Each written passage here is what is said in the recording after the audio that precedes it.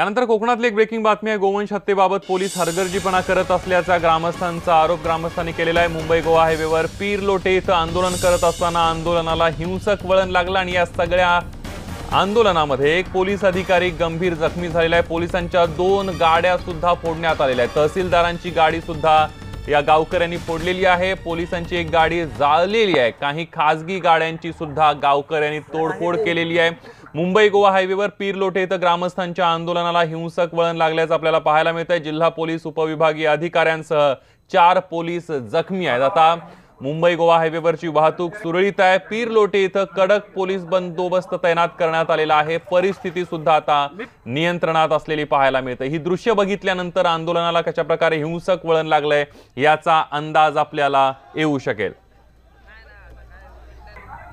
आणि याचाच आढावा घेतलाय आपले प्रतिनिधी दिनेश केळुसकर यांनी।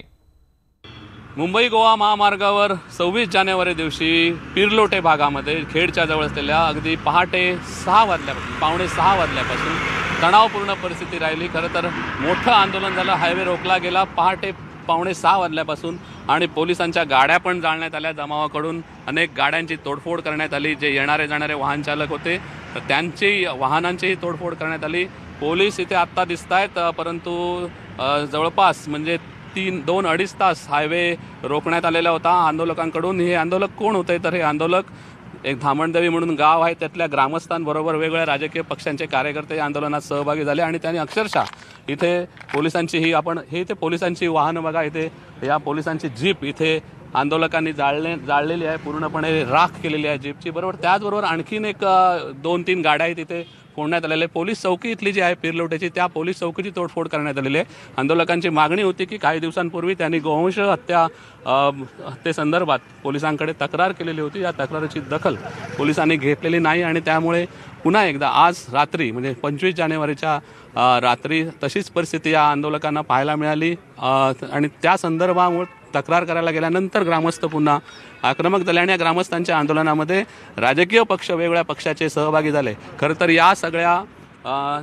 परिस्थितीला हाताळण्यासाठी इथलं जे पोलीस बळ होतं खरं ते खूप कमी होतं, कारण आज प्रजासत्ताक दिन, त्यामुळे असलेल्या कमी बळामध्ये सुद्धा पोलिसांनी परिस्थितीवर नियंत्रण मिळवण्याचा प्रयत्न केला आणि सर्वात महत्त्वाचं म्हणजे हे नियंत्रण मिळवताना हिंसक जमावाने चक्क पोलीस अधिकाऱ्यांवर हात उचलला, त्यांना मारहाण केली, पोलिसांना जखमी केलं, कॉन्स्टेबलना जखमी केलं आणि या अशा हिंसक जमावाला खरं तर कंट्रोल करण्यामध्ये शेवटी हतबल झाले पोलीस आणि नंतर पोलीस फोर्स दाखल झाला। आपण बघतोय इथे बघा आत्तासुद्धा इथे पोलीस फोर्स दाखल झालेला आहे। इथे आणखीन सुरक्षा बलाचे जवान इथे आत्ता इथे पोलीस दाखल होत आहेत। या व्हॅनमधून आत्ता इथली परिस्थिती आहे नियंत्रणात आहे, परंतु हा वाद खूप आणखी चिघळू नये यासाठी पोलीस आता यासाठी कशी परिस्थिती नियंत्रणात आणतायत ते पाहावं लागेल। आणखी पोलीस फोर्स हा मागवण्यात येतो आहे। पोलीस पीर लोटेमध्ये इथे पहा की हे राखीव सुरक्षा दलाचे जवान इथे या पोलीस व्हॅनमधून इथे आता दाखल होत आहेत। आत्ता जी परिस्थिती आहे ही परिस्थिती नियंत्रणामध्ये आहे। खरं तर इथे बघतो आपण हा हायवे, या हायवेवरून वाहनं आत्ता सुरू झालेले आहेत। पोलीस पुरेशा संख्येने इथे दाखल आहेत। आणखी कुमक ही आत्ता इथे पीरलोटेमध्ये दाखल झालेली आहे आणि आज दिवसभर या आंदोलकांची हे कोण आंदोलक होते, त्यात कुठल्या राजकीय पक्षाचे कार्यकर्ते होते, त्यांनी जमाव हिंसक कसा झाला, दगडफेक कशी झाली, सर्वसामान्यांना विशेषतः या सगळ्याचा फटका बसला। 3 तास हा हायवे रोखण्यात आलेला होता आणि इथे आंदोलक हिंसक झालेले होते। पोलिसांनी आत्ता परिस्थिती नियंत्रणात आणलेली आहे आणि हायवे पण सुरू झालेला आहे, परंतु या सगळ्या घटनेमुळे इथल्या परिसरातली दुकानं आहेत ही पूर्णपणे बंद आहेत। इथे बाजारात सगळी बंद झालेली आहे। इथे आपण बघतोय की आत्ता जरी पोलिसांनी या परिस्थितीवर नियंत्रण आणलं असलं तरी या संपूर्ण परिसरामध्ये तणावपूर्ण शांतता आहे। विजय बासुतकरसह दिनेश केळुसकर, न्यूज 18 लोकमत, पीर लोटे, खेड। आणि याविषयीच अधिक माहिती घेऊया। थेट खेडमधून आपले प्रतिनिधी दिनेश केळुसकर आपल्या सोबत आहेत। दिनेश, आपण बघितलं की कशा पद्धतीने या आंदोलनाला हिंसक वळण लागलेलं आहे। एवढ्या पहाटे हे आंदोलक रस्त्यावर उतरले कसे, कुणाच्या नेतृत्वाखाली हे आंदोलन झालं आणि काय परिस्थिती आहे आत्ताची? खरं तर इथलं जो पिरलोटेचा भाग आहे या पिरलोट्याच्या भागामधल्या काही ग्रामस्थांनी 4-5 दिवसांपूर्वी तक्रारही केली होती पोलीस स्टेशनला की त्यांच्या भागातल्या गाय आणि बैल आहेत ते कत्तलखान्यात कत्तल करण्यासाठी नेले जात आहेत आणि ते बैल आणि गाय पुरवले जात आहेत एका गोशाळेतून, अशा प्रकारची एक तक्रार होती या सगळ्या ग्रामस्थांची. परंतु या तक्रारीकडची फार काही गांभीर्याने दखल इथे वेळीच घेण्यात आलेली नाही आणि 25 जानेवारीच्या रात्री सुद्धा असाच प्रकार झाला. थोड्याच वेळापूर्वी आम्ही रत्नागिरीचे जिल्हा पोलीस अधीक्षक प्रवीण मुंडे यांच्याशी बोललो. त्यांनी सुद्धा हेच सांगितलंय की गाय आणि बैल जे इथे कत्तल करण्यासाठी नेण्यात येत होते त्यांना सुद्धा ताब्यात घेण्यात आलेलं आहे रात्री काल.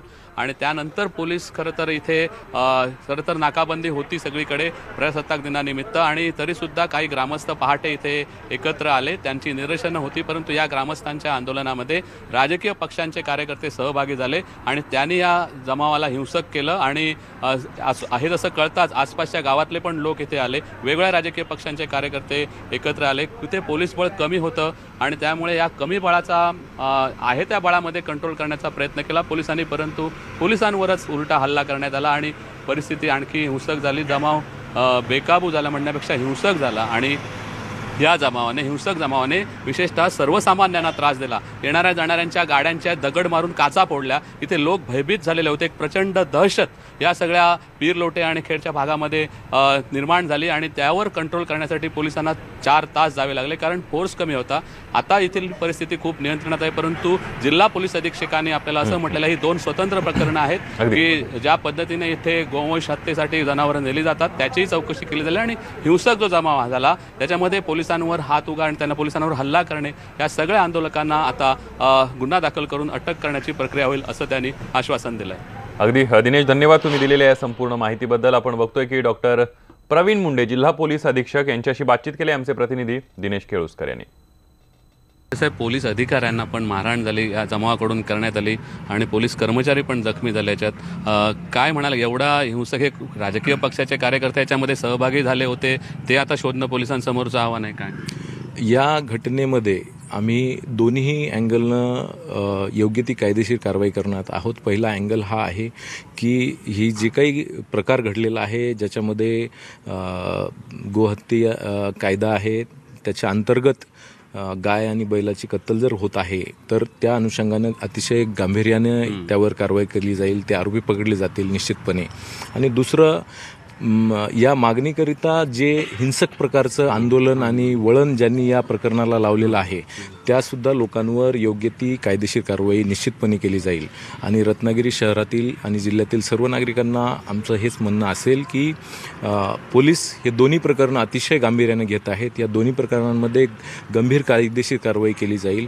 आपण कोणत्याही चुकीच्या अफवांवर विश्वास ठेवू नये आणि पोलिसांना शांतता आणि कायदा सुव्यवस्था राखण्यामध्ये मदत करावी. शेवटचा प्रश्न छोटासा की ज्या 2 तास झाले जवळपास हायवे रोको होता, इथे पोलीस बळ जे होतं ते अपुरं होतं की नंतर मग पोलीस फोर्स पोचायला उशीर झाला म्हणून कंट्रोल खूप वेळ लागला या सगळ्यांना? निश्चितपणे ही जी हद्द आहे ही खेड पोलीस स्टेशनच्या हद्दीत येते. एखाद्या पोलीस स्टेशनला तात्काळ मोठ्या प्रमाणावर मनुष्यबळ उपलब्ध करणं शक्य होत नाही. रत्नागिरी जिल्ह्याचं जे हेडक्वार्टर आहे ते इथून 2.5 तासाच्या अंतरावर आहे, अंदाजे 2.5 ते 3 तास लागतात.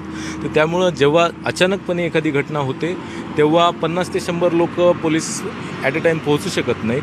उपलब्ध प्राप्त परिस्थितीनुसार आवश्यक ते मनुष्यबळ इथे उपलब्ध करून देण्यात आलं होतं, परंतु ते मॉबच्या तुलनेनं कमी असल्यामुळे ते हाताळण्यासाठी निश्चितपणे मनुष्यबळ त्यावेळी अपुरं होतं आणि त्यामुळे सुद्धा ही परिस्थिती नियंत्रणात आणणं तात्काळ शक्य झालं नाही. विजय बासुतकर सह दिनेश केळुसकर, न्यूज 18 लोकमत, खेड.